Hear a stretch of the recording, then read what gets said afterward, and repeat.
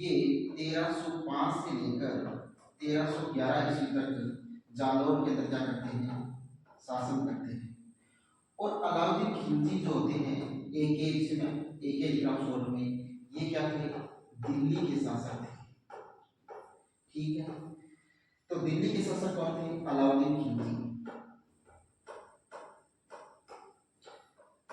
अलाउद्दीन खिलजी क्या थे, दिल्ली के शासक थे, जिसे मैं शॉर्ट में आगे एक लिखूंगा। तो उस वक्त क्या करते हैं कि जो अलाउद्दीन खिलजी है वो जालौर से होकर कहाँ जाते थे, गुजरात जाते थे। जब ये गुजरात जाते थे तो इन्हें जालौर को क्या करना पड़ता था, पार करके जाना पड़ता था। तो कर्नल देव चौहान क्या लेते थे, इनसे कर लेते थे। यहाँ से गुजरने के लिए इनसे क्या लेते थे, कर लेते थे। और देखो दिल्ली सल्तनत का बादशाह थे अलाउद्दीन खिलजी।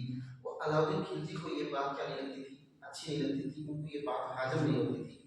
ये नहीं कहते कि आप तो कर मत लिया करो, ठीक है, लेकिन ये कर्नल चौहान राजपूत शासक थे, शौर्य वीर थे, कहाँ मानने वाले थे, कहते थे। लेकिन होता क्या है, इसके बाद 1305 ईस्वी के अंदर 1305 ईस्वी में ये क्या कर देते हैं, इन पर आक्रमण करते हैं। किस पर, जालौर पर। 1305 ईस्वी में आक्रमण जब करते हैं तो ये इनको क्या कर देते हैं, पराजित करते हैं। और पराजित करने के बाद कर्नल चौहान अलाउद्दीन के सामने क्या कर देते हैं, संपन्न कर देते हैं। और संपन्न कर देते हैं तो ये क्या कर देते हैं, अपने पुत्र वीरमदेव को दिल्ली दरबार में अलाउद्दीन खिलजी की सेवा में भेज देते हैं। तो होता क्या है, वहां पर अलाउद्दीन खिलजी की एक पुत्री थी, इनकी एक पुत्री थी और इस पुत्री का नाम था फिरोजा। फिरोजा, देखिए दोस्तों, ये कहानी है थोड़ी फिरोजा और वीरमदेव की प्रेम कहानी है। उसके बारे में तो आपने काफी पहले से ही चर्चा कर रखी होगी, पढ़ रखा होगा। मैं उस पर अपना टाइम वेस्ट नहीं करूंगा क्योंकि एमसीक्यू क्वेश्चन है। लेकिन थोड़ी सी डिटेल में बता देता हूँ कि फिरोजा और अलाउद्दीन खिलजी की पुत्री जो थी फिरोजा, उनका प्रेम संबंध हो जाता है, किसके साथ, वीरमदेव को बहुत ज्यादा पसंद करने लग जाती है। और ये फिरोजा बोलती है वीरमदेव से शादी करने के लिए।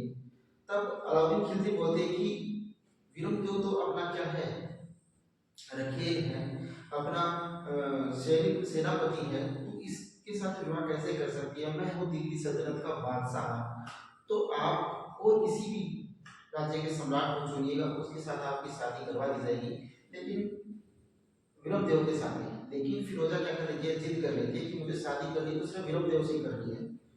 और अंत में जैसे जैसे होता है, मान लेते हैं अलाउद्दीन खिलजी, और वीरमदेव से जब पूछा जाता है तो वीरमदेव शादी से बिल्कुल मना कर देते हैं। और उनके इनकार को देकर अलाउद्दीन खिलजी बिल्कुल क्या रह जाते हैं, अचंभित रह जाते हैं, अचकित रह जाते हैं। लेकिन